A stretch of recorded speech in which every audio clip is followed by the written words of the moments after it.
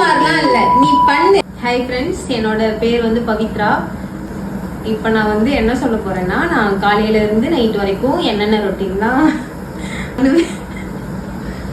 பண்ணுவேன் அப்படிங்கறத சொல்ல போறேன். சரி சரி சிரிக்க மாட்டேன். நீ போன்லாம் பேசாத சிபி.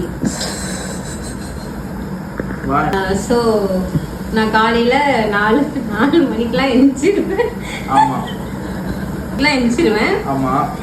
எந்திரிச்சு போய் குளிச்சுட்டு காலையில குளிச்சிருவேன்.